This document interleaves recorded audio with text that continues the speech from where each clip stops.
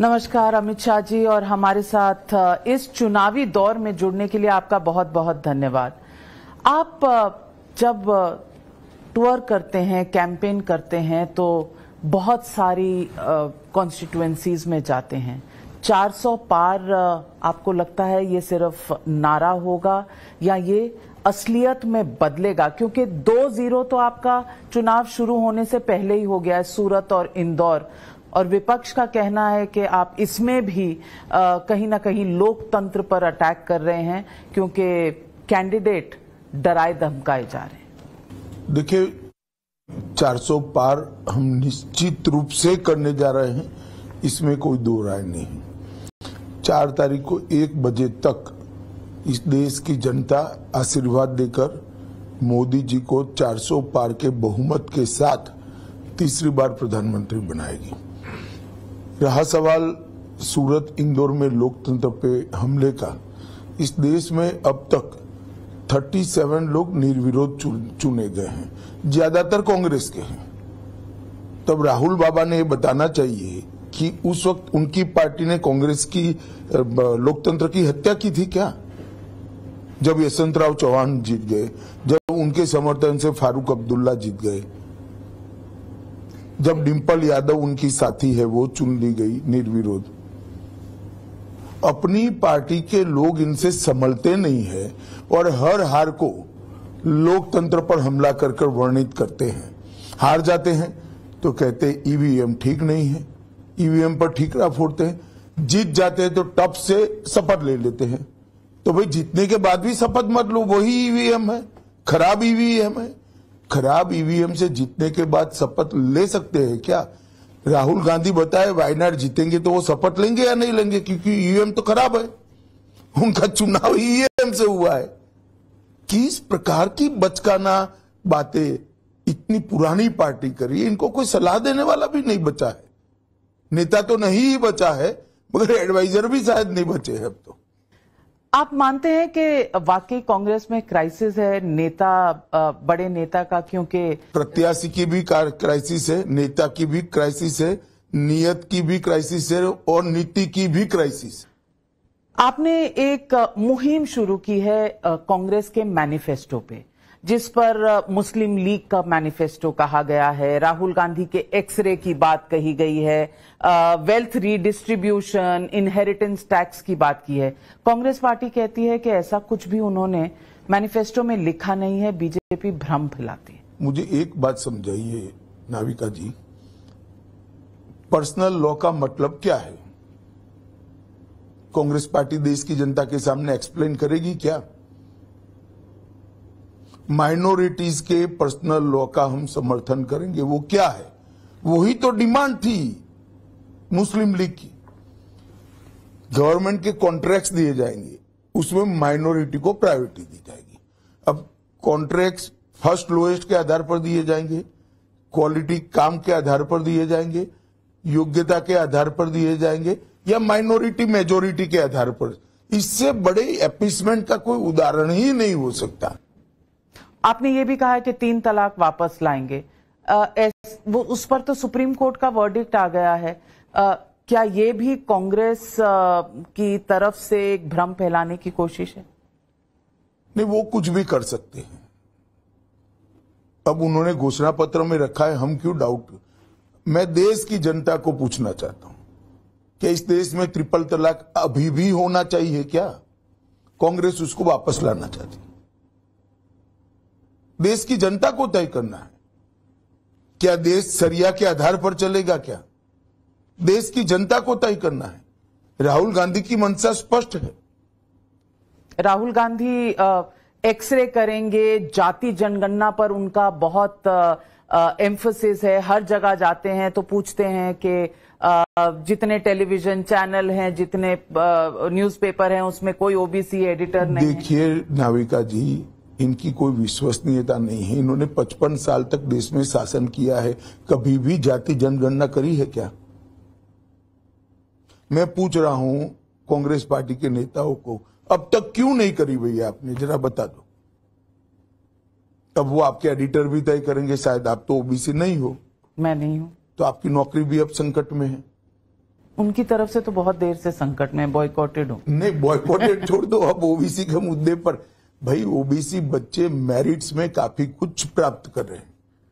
और मैं आपको बताना चाहता हूं, कांग्रेस पार्टी ने काका साहेब कालेलकर कमीशन का रिपोर्ट पूरा रद्दी में डाल दिया, मंडल कमीशन की रिपोर्ट को दबा कर रखा। जब मंडल कमीशन का रिपोर्ट लेकर आए कोई अन्य पार्टी, तब श्री राजीव गांधी ने 2.5 घंटे का भाषण करके इसका विरोध किया था। और आज ये ओबीसी की बात कर रहे हैं। कांग्रेस पार्टी अब तक सत्ता में रही 2014 तक, ओबीसी के बच्चों को केंद्र के एजुकेशनल इंस्टीट्यूशन में रिजर्वेशन नहीं दिया था। वो आरक्षण नरेंद्र मोदी जी ने आकर दिया। आज तक ओबीसी शब्द, अन्य पिछड़ा वर्ग शब्द को संवैधानिक मान्यता नहीं दी। ओबीसी आयोग का गठन नहीं किया गया। नरेंद्र मोदी जी ने अन्य पिछड़ा वर्ग आयोग का गठन किया। ये क्या कह रहे हैं? वो ऐसा मानते हैं क्या कि कोई कुछ समझता नहीं है? अगर इस देश में कोई एक पार्टी पिछड़ा वर्ग की विरोधी पार्टी है तो वो कांग्रेस पार्टी। तो अमित शाह जी, आपका एक वीडियो भी था जिसको एडिट किया गया, तमाम स्टेट्स में एफआईआर्स हुई, आपने एक मुख्यमंत्री को समन भी किया है तेलंगाना। नहीं, आपका वीडियो बनाने पर कोई आपत्ति नहीं है, फेक वीडियो बनाने पर आप समन और एफआईआर को ही पूछती रहेगी। लेकिन आप भी अभी राहुल गांधी के संपर्क में आ गई लगती है। हाँ देखिए, मूल चीज क्या है, वीडियो एडिट किया गया नहीं किया गया, और इस तरह से तोड़ मरोड़ कर चुनाव को प्रभावित करना चाहिए या नहीं करना चाहिए, वो मूल चीज है। और जब आप एडिट करोगे तो एफआईआर भी होगी, अरेस्ट भी होगी, नहीं डरना चाहिए फिर तो रेवंत रेड्डी को अरेस्ट करने, मैंने ऐसा नहीं कहा है, वो पुलिस का काम है, इससे डरना नहीं चाहिए, करने से पहले सोचना चाहिए। तो इसके आपके पास सबूत हैं, एविडेंस है कि ये जानबूझकर किया गया था और कांग्रेस पार्टी द्वारा किया गया था? नहीं, वीडियो अपने आप एडिट होता है क्या कभी?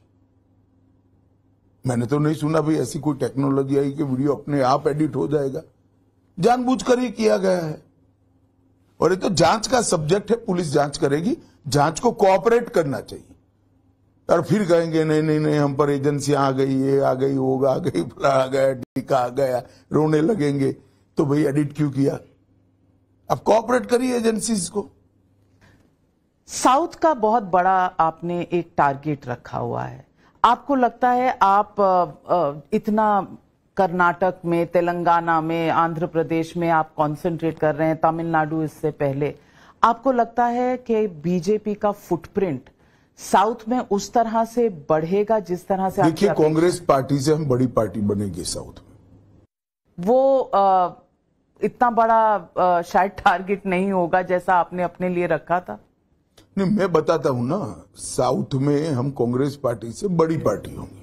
तमिलनाडु में बीजेपी की सब जगह हमारा अकाउंट भी खुलेगा, अच्छी मात्रा में वोट भी प्राप्त करेंगे और हमारे साथी चुनकर भी आएंगे। केरल में भी चुनकर आएंगे, तमिलनाडु में भी चुनकर आएंगे, आंध्र प्रदेश में भी चुनकर आएंगे, तेलंगाना और कर्नाटक में है ही। आरक्षण पर आपने स्टेटमेंट दिया है कि आप रिलीजन बेस्ड आरक्षण हटा देंगे, खत्म कर देंगे। निश्चित रूप से इस देश का संविधान धर्म के आधार पर आरक्षण से सम्मत नहीं है। हमारे संविधान में धर्म के आधार पर आरक्षण की कोई प्रोविजन नहीं है। कांग्रेस ने अपीसमेंट की पॉलिटिक्स के लिए एक गैर कानूनी रूप से आरक्षण थोपा है। जो धर्म के आधार पर मुस्लिमों को आरक्षण दिया गया है, वो आरक्षण एसटी, एससी और ओबीसी का काट कर दिया है। और ये कह रहे हैं कि हम झूठ बोल रहे हैं, तो मैं उनको कहना चाहता हूं कि आप देश की जनता के सामने स्पष्ट कर दो कि हम धर्म के आधार पर आरक्षण नहीं करेंगे। क्या डर है? लेकिन आपकी अलायंस पार्टी है चंद्रबाबू नायडू की तेलुगु देशम पार्टी, जिसने एनडीए मैनिफेस्टो रखा और उसमें माइनॉरिटी अपीजमेंट है इसी तरह की। नहीं, देखिए, वो उनका मैनिफेस्टो है, मेरी पार्टी का नहीं। एनडीए मैनिफेस्टो, एनडीए मैनिफेस्टो उन्होंने लिखा है, मगर वो हमारा मैनिफेस्टो तो हम घोषित कर चुके हैं। वो उनका मैनिफेस्टो है। एक बात समझ कर चलिए, भारतीय जनता पार्टी का कोई भी चुना हुआ प्रतिनिधि एपीसमेंट की थियोरी जिससे मजबूत होती है, ऐसे एक भी कदम में हम साथ नहीं देंगे, किसी का भी नहीं देंगे। ये हमारी पार्टी की ओर से स्पष्टता है। तेलंगाना में ओवैसी साहब का भी यही कहना है कि बीजेपी वो पार्टी है जो मस्जिदों पर तीर चलाती है। माधवी लता जी की एक रोड शो में रामनवमी के दिन उन्होंने स्पष्ट किया है कि हमने रजाकारों के से सुरक्षा के बारे में इस मुद्रा में सबको विश्वास दिलाने का पाया, और यहाँ के लोग सुरक्षा चाहते हैं, ये तो यहाँ का मुद्दा है। माधवी लता जी, आपको लगता है बीजेपी की कैंडिडेट हैदराबाद से ओवैसी जी को चैलेंज कर रही हैं, जीत पाएंगी? देखिए, निश्चित रूप से हम जीतने के लिए लड़ रहे हैं। हारना जीतना जनता के हाथ में, जनता जिसको आशीर्वाद देगी वो जीतेगी, परंतु हम निश्चित रूप से इस सीट को जीतने के लिए लड़ रहे हैं और दम लगाकर लड़ेंगे। आपने रोड शो किया है और आप तमाम स्टेट्स में, उत्तर प्रदेश में, बंगाल की आपने बात की। आरोप आप पर यह है कि वही आरोप घूम फिर कर आता है कि 2 मुख्यमंत्री इस वक्त जेल में हैं, एक को समन किया गया है और ममता बनर्जी के साथ आपके मतभेद, संदेश खाली लेकर, ईडी लेकर चलते रहते हैं। क्या ये लोकतंत्र के लिए फायदेमंद है? देखिए, संदेश खाली का इन्वेस्टिगेशन सीबीआई को किसने दिया? हाईकोर्ट ने दिया। अब हाईकोर्ट भी पॉलिटिक्स कर रही है क्या? मुझे एक बात बताइए, एक महिला मुख्यमंत्री के नाक के नीचे तुष्टीकरण की पॉलिटिक्स के तहत उनकी पार्टी के ही नेता सैकड़ों महिलाओं का शोषण करते रहे। हमने इसका विरोध किया, जमीन पर विरोध किया, वहां हम विपक्ष में हैं। हाईकोर्ट ने सुओ मोटो कॉग्निजेंस लिया, उसके बाद अरेस्ट हुई, फिर उचित कदम नहीं उठाए गए। डायरी, जब केस डायरी हाईकोर्ट के सामने गई, हाईकोर्ट ने सीबीआई इंक्वायरी ऑर्डर की। अब ममता जी कह दे कि हाईकोर्ट भी पॉलिटिक्स कर रही है, वो सुप्रीम कोर्ट में है, ऑब्जेक्ट कर रहे हैं, तो सुप्रीम कोर्ट निर्णय करेगी ना, हम कहा ना बोल रहे हैं। लेकिन एक हाईकोर्ट के जज बीजेपी के कैंडिडेट बन जाते हैं, सवाल तो उठाएंगे लोग। सैकड़ों लोग इंदिरा गांधी की मिनिस्ट्री में, कांग्रेस की मिनिस्ट्रियों में मंत्री रहे। भाई, आप छोड़िए ना। अपनी नौकरी छोड़ने के बाद कोई भी जुडिशियल ऑफिसर कोई भी पार्टी को ज्वाइन कर ही सकता है, ये कोई पहली बार नहीं हुआ है। लेकिन अगर हम करते हैं तब सवाल उठते, इतना ही है। लेकिन आप वहां महिला रक्षा में खड़े हैं, संदेश खाली में, और यहां कर्नाटक में आपके अलायंस पार्टनर के फैमिली मेंबर्स वो इन्वॉल्व हैं शोषण में। 2976 वीडियो की बात हो रही है जो प्रज्वल रेवन्ना की हैं, वो देश से भाग जाते हैं, किसी को पता भी नहीं चलता। देखिए, हमने इस पर हमारा स्टैंड असंदिग्ध रखा है, स्पष्ट स्टैंड है हमारा। कठोर से कठोर कदम उठाने चाहिए, और कर्नाटक सरकार नहीं उठा सकती है तो छोड़ दे, हम उठाएंगे। लॉ एंड ऑर्डर उनके हाथ में है। जब तक वोकल लीगा वोटिंग नहीं हुआ, इन्होंने ये पूरी चीज को दबा कर रखा। जैसे ही वोकल लीगा बिल का वोटिंग समाप्त हुआ, इसको बाहर लाए और तब तक भाग गए। मैं आपको बताता हूं, अगर उन्होंने समय पर कदम उठाए होते तो भाग भी नहीं पाते, अरेस्ट भी होते। लेकिन आपके अपने पार्टी के आदमी ने चिट्ठियां लिखी हैं कर्नाटक के स्टेट प्रेसिडेंट को। देखिए, एक बात समझ लीजिए, एक नॉन ऑफिशियल का चिट्ठी लिखना, इसकी तथ्य की जानकारी का कर्नाटक स्टेट प्रेसिडेंट के पास क्या एजेंसी है? एजेंसी किसके पास है? कर्नाटक में कांग्रेस के पास है। उनको जांच करनी थी, और एक कब का मालूम होगा। मैं तो स्पष्ट आरोप लगाता हूं, इन्होंने वोकल लीगा वोटिंग समाप्त होने तक इसको दबा कर रखा, क्योंकि डीके शिव कुमार स्वयं वोकल लीगा है। अमित शाह जी, लोग कहते हैं कि आप राम लहर पर ही आपका पूरा दारोमदार टिका हुआ है इस चुनाव का। राम मंदिर की बात करें तो आप इसको अचीवमेंट्स में गिनवाते हैं, और वैसे महंगाई, बेरोजगारी से जनता त्रस्त है। ये विपक्ष का आप पर आरोप है। देखिए, विपक्ष का काम आरोप लगाना है। मैं उनको पूछना चाहता हूं, इतने साल सरकार चलाई, कब 10 लाख करोड़ का इंफ्रास्ट्रक्चर का बजट हुआ है? इतने साल चलाई सरकार, कब सर्जिकल स्ट्राइक और एयर स्ट्राइक करने की आपने हिम्मत करी? इतने साल सरकार चलाई, आपने कभी भी धारा 370 को छूने का हिम्मत करा है? इतने साल सरकार चलाई, आपने कभी भी हिंदू, बौद्ध, सिख, जैन, क्रिश्चियन शरणार्थियों को नागरिकता देने के लिए इनिशिएटिव लिया है? इतने साल सरकार चलाई, कभी भी गरीबों को 5 किलो अनाज फ्री ऑफ कॉस्ट दिया है? इतने साल सरकार चलाई, कभी भी एक 10 साल के अंदर 60 करोड़ से बैंक अकाउंट, ज्यादा बैंक अकाउंट खोलकर हर गरीब को देश के अर्थतंत्र में समाहित होने का अधिकार दिया है? इतने साल सरकार चलाई, 14 करोड़ महिलाओं को आपने टॉयलेट से वंचित रखा, ये आपराधिक काम है। इतने साल सरकार चलाई, 6 करोड़ लोग घर विहीन थे, 3 करोड़ हमने बना दिए, 3 करोड़ अगले 5 साल में बनाए। इतने साल सरकार बनाई, 20,000 गांव में बिजली का तार नहीं पहुंचा था, 3 करोड़ घर में बिजली नहीं पहुंची थी, हमने पहुंचाई। अगर आपने सब कर लिया होता, घर नल से जल 14 करोड़ घरों, अगर 55 साल में ये सब कर लिया होता तो हमारे तो करने के लिए कुछ आता ही नहीं। चुनाव के मुद्दे तो ये है नाविका जी। तो चुनाव के मुद्दे ये हैं कि आप कह रहे हैं कि बेरोजगारी, महंगाई मुद्दा नहीं है? जरूर मुद्दा है, उसको भी हमने कंट्रोल में रखा है, रोजगारी भी बढ़ी है। इस देश में एक 6 साल में 1 करोड़ लखपति दीदी अपना स्वरोजगार जनरेट की है, सैकड़ों स्टार्टअप बने हैं, ढेर सारी इंडस्ट्री, सारे इन्वेस्टमेंट के रिकॉर्ड तोड़ने का काम ये 10 साल के अंदर हुआ है। जब 10 लाख करोड़ का इंफ्रास्ट्रक्चर बनता है तो आप क्या समझती है, रोजगारी नहीं मिलेगी? सरकारी नौकरियों की मैं बात कर लेता हूं। एक साल के अंदर 23-24 के साल में मोदी जी ने 10 लाख युवाओं को सरकारी नौकरी देने का काम किया है, जो सर्वाधिक है आजादी से अब तक। मगर उनको झूठ बोलकर भाग जाना है, बहस में नहीं आना है। आप कर लो ना राहुल गांधी का इंटरव्यू, मैंने सब कहा, पूछना आप जरा, कर पाओ तो कर लो, जाओ। तो फिर झूठ बोलकर भाग जाना ही काम बचा है उनके।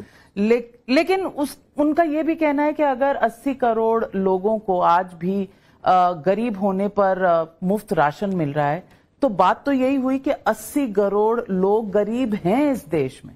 नहीं तो किसकी लेगेसी है? हमने तो उसमें से 25 करोड़ को गरीबी रेखा के बाहर निकाला है।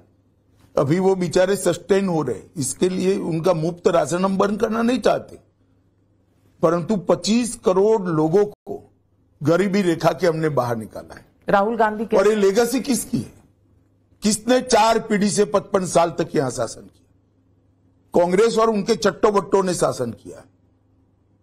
और राहुल गांधी क्या मुझे तो मालूम नहीं पड़ता कि इनके एडवाइजर भी ढंग के नहीं रख सकती कांग्रेस पार्टी।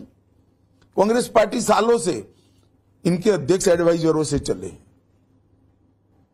आपने सैम पिट्रोडा का मुद्दा भी उठा लिया, इनहेरिटेंस टैक्स का, जबकि वो मालूम नहीं सैम पित्रोडा जी आइवरी टावर में जीते, ना उनको भारत की देश की ग्राउंड रियलिटी मालूम है, ना हमारे लोगों की रिक्वायरमेंट मालूम है। अच्छे व्यक्ति है, परंतु आइवरी टावर में जीते। वो जहां जीते हैं, रहते हैं, वो देश की। आप मानते हैं अच्छे व्यक्ति हैं? मैं तो मानता हूं, हर व्यक्ति अच्छा होता है, कुछ न कुछ तो अच्छा होता ही है। राहुल गांधी भी? सब में कुछ न कुछ अच्छा होता है, आप में भी होगा, वो तो देखने का नजरिया चाहिए। तो राहुल गांधी में क्या अच्छा लगता है आपको? मेरा काम नहीं, उनकी माता जी का काम है अच्छा ही देखना। राहुल गांधी कह रहे हैं कि महिलाओं के अकाउंट में 1 लाख रुपए हर साल आएंगे, खटाखट खटाखट। देखिए नाविका जी, इस आधार पर निर्णय मत करना वोट देने का। इंदिरा जी कहकर गई थी हम गरीबी हटाएंगे, गरीबी हटाने का काम इतने सालों के बाद मोदी जी कर रहे हैं। इन लोगों को, इनका एक सूत्र है पूरे परिवार का, झूठ बोलो, बार बार बोलो, सार्वजनिक रूप से बोलो, और फिर न सुने तो बड़े आवाज से बोलो। ये 4 सूत्रों के आधार पर 4 पीढ़ी चलाई है इन्होंने। लेकिन ये जो वेल्थ रीडिस्ट्रीब्यूशन है कि मंगलसूत्र छिन जाएंगे, घुसपैठियों को दे दिया जाएगा। क्या ये सही था इंटरप्रिटेशन जो किया गया? बिल्कुल सही है। मैं आपको बताता हूं, मनमोहन सिंह जी ने कहा है या नहीं कहा है कि इस देश के संसाधन पर माइनॉरिटी और उसमें भी विशेष कर मुसलमानों का अधिकार है। लेकिन उससे पहले वाले वाक्य में उन्होंने शेड्यूल ट्राइब्स वो ठीक है, मगर बाद में तो प्रायोरिटी तय कर दी। ये सब तो बेचारे द्वितीय कक्षा की प्रायोरिटी में चले गए, schedule caste, schedule tribe, OBC. आपने तो माइनॉरिटी और उसमें भी मुसलमान, सिख जैन नहीं है, बौद्ध नहीं है, मुसलमान, क्योंकि वोट बैंक है। चलिए, तो फिर सवाल ये पूछते हैं कि आपके मैनिफेस्टो में यूसीसी है, एक वन नेशन वन पोल है, लेकिन इस बार एनआरसी नहीं है, कोई खास वजह? पहले मैं बता देता हूं, वन नेशन वन पोल ये बहुत महत्वपूर्ण सुधार होने वाला इस देश की चुनाव प्रक्रिया में। देश में बार बार चुनाव होने से समय की और धन की, संसाधन की बहुत बड़ा व्यय होता है। दूसरा, बार बार कोड ऑफ कंडक्ट लगने से विकास भी बाधित होता है और देश की जनता वोटिंग जो करती है उसमें बहुत सारे कंफ्यूजन भी होते रहते हैं, राष्ट्रीय मुद्दों पर, स्टेट के मुद्दों पर और स्थानीय मुद्दों पर।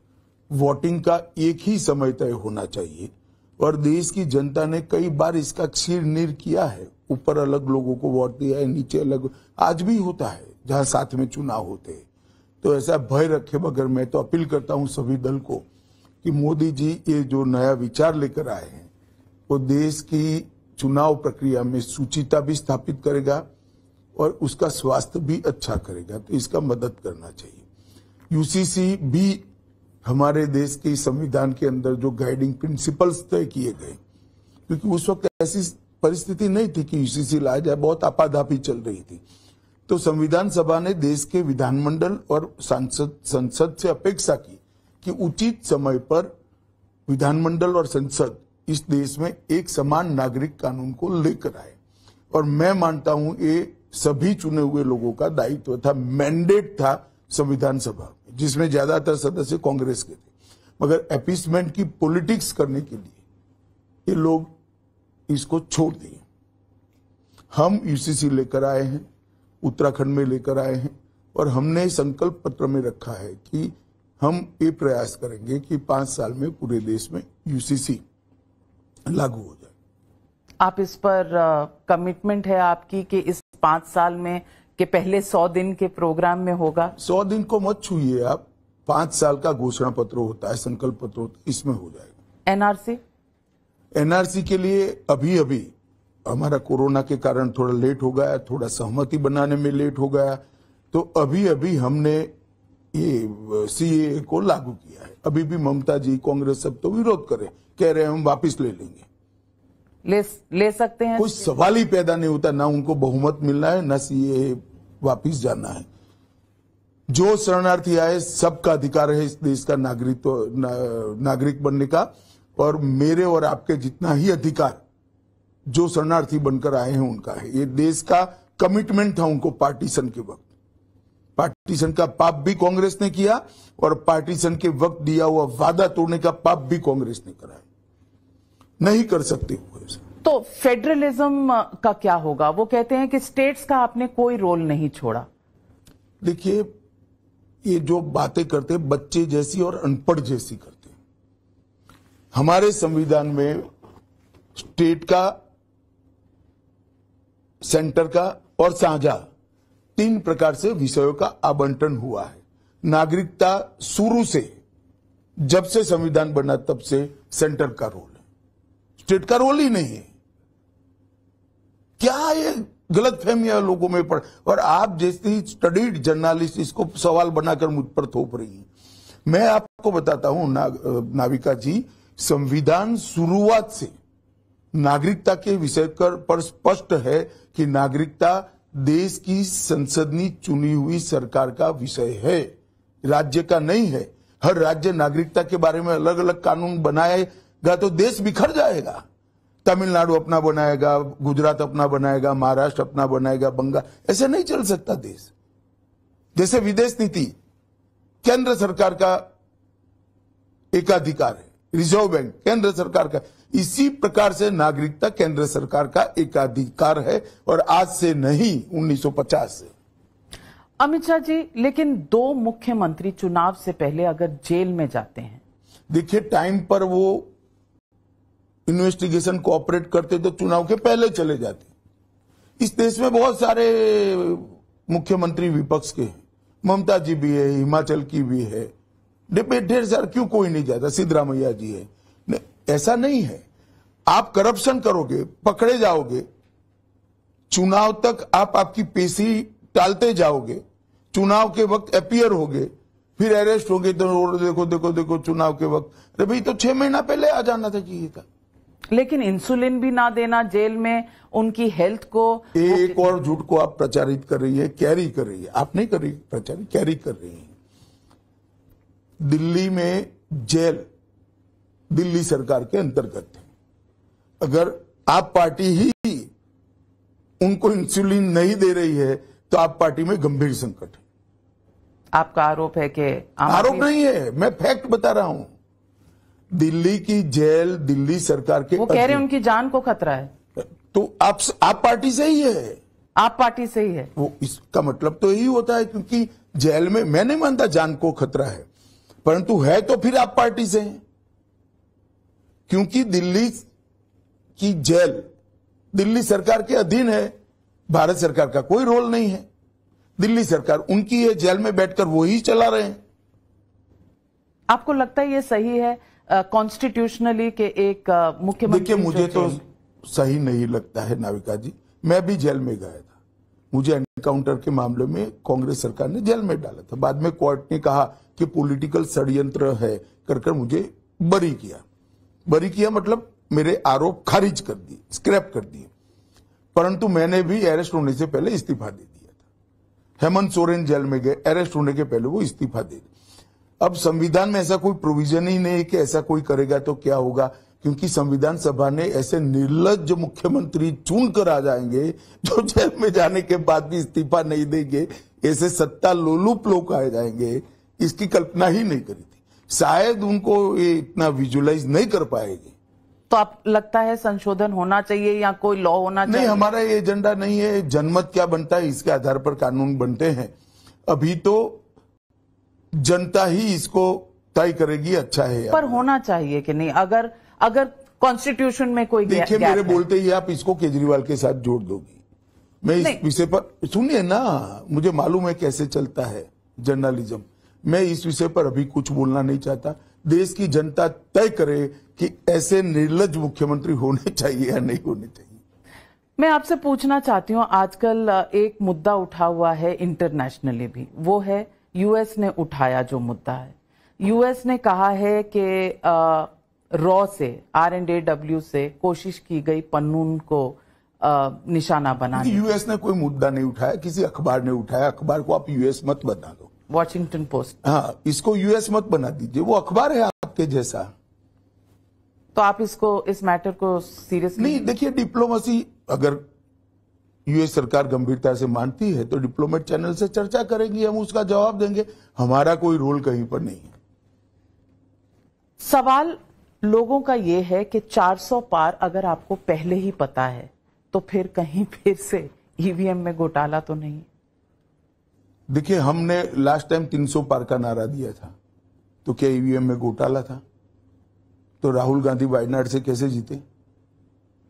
इतनी सारी सरकार, उसके बाद 5 साल में कैसी ऑपोजिशन की बनी? 400 पार का लक्ष्य रखने का हमारा अधिकार भी नहीं है क्या लोकतंत्र के अंदर? कोई राजनीतिक गठबंधन एनडीए अपना लक्ष्य तय नहीं कर सकता? किस प्रकार से हमें पर दबाव बनाया जा रहा है? आप हारोगे तो हम भी हारना तय कर ले, आपके कर्म ऐसे है तो जनता आपको नहीं चुनती है। हमारे काम अच्छे हैं तो हम विश्वास से जा रहे हैं। मोदी जी ने 10 साल में कोई ऐसा काम नहीं किया कि भारतीय जनता पार्टी के कार्यकर्ता का सर नीचा हो। आज हम सर उठाकर चल रहे हैं, कि पूरी दुनिया में मोदी जी ने भारत का सम्मान बढ़ाया है, भारत को सुरक्षित किया है, भारत को समृद्ध किया है, गरीबों का कल्याण किया है। लेकिन फिर वोटिंग परसेंटेज गिर क्यों रही है? इलेक्शन कमीशन देखिए, वोटिंग परसेंटेज दो आइडियोलॉजी के लोगों को मिलकर बनती है। मुझे लगता है कांग्रेस का खेमा पूरा सुस्त पड़ा है, वोट डालने ही नहीं निकल रहे हैं। लेकिन कर्नाटक में तो आप कह रहे हैं आप बहुत स्ट्रांग विकेट पे हैं। अगर स्ट्रांग विकेट पे हैं तो बेंगलुरु के अंदर वोटिंग परसेंटेज में 8-9% मगर वहां पर भी कांग्रेस का वोट तो है। उनको मालूम है काहे को टाइम जाया करे, जितना बितना है नहीं। राहुल बाबा बैठे, यस मिलना नहीं है, छोड़ो अभी। लेकिन ये सिर्फ राहुल बाबा का इलेक्शन तो नहीं है, इसमें तमाम पार्टियां हैं, इंडिया अलायंस है। कौन प्रधानमंत्री बनेगा बताओ? अखिलेश यादव नहीं, कौन बनेगा आप बताइए। आप शरद पवार जी बन सकते हैं क्या? ममता जी बन सकती है क्या? उद्धव जी बन सकते हैं क्या? अखिलेश बन सकते हैं क्या? स्टालिन बन सकते हैं क्या? या तो फिर एक सुझाव आया था बारी बारी हर साल एक बनाएंगे। किस प्रकार का गठबंधन है जिसका ना नेता है, ना नीति है, ना नियत है? पर इस तरह के एक्सपेरिमेंट्स पास्ट में हुए हैं। अच्छे हुए हैं क्या? पर हुए हैं। यूनाइटेड फ्रंट गवर्नमेंट आई, यूपीए गवर्नमेंट आई। देश की जनता ने तय कर लिया कि जो 30 साल एक्सपेरिमेंट चले, इससे देश काफी पिछड़ गया। आपके ऊपर सवाल ये भी उठाए जाते हैं इलेक्टोरल रिफॉर्म्स के, इलेक्टोरल बॉन्ड्स के। क्या इलेक्टोरल बॉन्ड्स की जो वजह है वो बीजेपी के लिए कहीं ना कहीं सुप्रीम कोर्ट का ऑर्डर आपके लिए आपको अनकंफर्टेबल नहीं करता? जरा भी अनकंफर्टेबल नहीं रखता। ये राहुल जी आरोप लगा रहे हैं तो ये कह रहे हैं उगाही है, ऐसा शब्द प्रयोग कर रहे हैं। तो क्या 1600 करोड़ के बॉन्ड कांग्रेस पार्टी को मिला, वो उगाही के उनकी राज्य सरकार के ठेकों के सामने लिया है क्या? देश की जनता के सामने वो स्पष्ट करे। पर वो बोल रहे हैं उनको मालूम नहीं है मेरी पार्टी को भी 1600 करोड़ का बॉन्ड मिला है, और बोलते ही जा रहे। राहुल गांधी को आप सीरियसली नहीं लेते? मैं नहीं, देश की जनता सीरियसली ले। 20 बार लॉन्च किया सोनिया जी ने, 20 बार लॉन्च फेल हो गया, इस बार 21वीं बार कर रहे हैं, देखो क्या होता है। मैं क्या मेरा तो एक वोट है नहीं, पर जो निश्चित है भारतीय जनता पार्टी को जाना है। राहुल गांधी पार्टी से सबको ले लेते हैं और राहुल गांधी आपको पसंद नहीं है। उनकी पार्टी से जो भी आता है वो आपके लिए नहीं। तो हमने कभी ये नहीं कहा कि कांग्रेस में सभी लोग बुरे हैं। अब वो भी समझ गए हैं कि इनके नेतृत्व में कुछ होना नहीं है। तो जो आरोप लगे हुए, जो टेंटेड हैं, सब आपके पार्टी में आ जाते हैं और विपक्ष कहती है आपका एक बीजेपी ब्रांड वॉशिंग मशीन है। आप भ्रांति खड़ा मत करिए। विपक्ष कहता है कि वॉशिंग मशीन है तो आपके कपड़े तो मैले हैं ना। ये तो विपक्ष ने अब एडमिट कर लिया कि हमारे कपड़े मैले हैं, तो धोने हमारी वॉशिंग मशीन में जाते हैं। ये किस प्रकार के लोग हैं जो स्वीकार कर लेते हैं कि हम मैले हैं? खैर छोड़िए, वो उनका सवाल है। मैं बीजेपी का स्टैंड फर्मली आपके सामने, आपकी चैनल के माध्यम से देश की जनता के सामने रखना चाहता हूं। एक भी व्यक्ति जो हमारे पार्टी में जुड़ा है जिस पर आरोप है, इसका हमने एक भी केस विड्रॉ नहीं किया है, न डायल्यूट किया है। किसी अखबार ने दिखाया है कि 25 में से 23 मामले वापस ले लिए गए। एक भी ऐसा नहीं हुआ है। क्या होता है नाविका जी, जब ये मामले बनते हैं, जब बनते हैं तब 3-4 प्रकार के मामले बनते हैं। करप्शन का बनता है, एक प्रोसीजर लूफोल्स का बनता है, किसी का फेवरेटिज्म का बनता है, एक इग्नोरेंस का बनता है। मगर जब भ्रष्टाचार के मामले पर मुख्य केस कॉन्क्रीटली बना लिया जाता है तो ये सारे मामले अपने आप मर्ज होते हैं या विड्रॉ होते हैं, क्योंकि भ्रष्टाचार के केस में ही ये चारों मामले आ जाते हैं। तो यानी कि आपके आरोप पहले जो लगाए गए थे वो गलत थे? अजीत पवार पर, अशोक चव्हाण पर सबके केस चल रहे हैं, एक भी विड्रॉ नहीं किया है, ना डायल्यूट किया है, सब प्रोसिक्यूशन। पहले वो चक्की पीसिंग थे, अब वो डेप्यूटी चीफ मिनिस्टर बनकर बैठे हैं। नहीं, वो ठीक है, डेप्यूटी चीफ मिनिस्टर बने, मगर उनको बरी नहीं किया है। पर कहीं क्योंकि आप बात करते, क्योंकि आपकी पार्टी का नारा है, क्योंकि प्रधानमंत्री कहते हैं कि ना खाऊंगा ना खाने दूंगा, तो कहीं ये दोनों चीजें नहीं, हमारी जिम्मेदारी तो हमारे पास आकर कुछ करे तब बनती है। आगे जो किया है इसका कोर्ट ने मीमांसा कर रही है। कोर्ट लेकिन जब ये आते हैं तो कोई सीवी नहीं देखते कि भाई इस पे क्या क्या आरोप लगे हैं। नाविका जी, जिस प्रकार के वातावरण में वो रहे, वहां ये सबकी परमिशन होगी। एनडीए में नहीं है, एक बात। दूसरी बात, जो कर आए हैं उसमें हमारी ओर से कोई डाइल्यूजन नहीं होगा, मैं आपको विश्वास दिलाना चाहता हूं। और डिक्टेटरशिप का आरोप? देखिए, इस देश में अदालतें भी है, मीडिया भी है। आप इतनी बेखौफ होकर पूछ रही है क्या होगा, आपको बताओ, कुछ नहीं होगा। काहे की डिक्टेटरशिप? मैं आपको चैलेंज देता हूं, जो हम पर डिक्टेटरशिप का आरोप लगा दे, आपके इतने सवालों का जवाब एक बार दे दे बैठकर।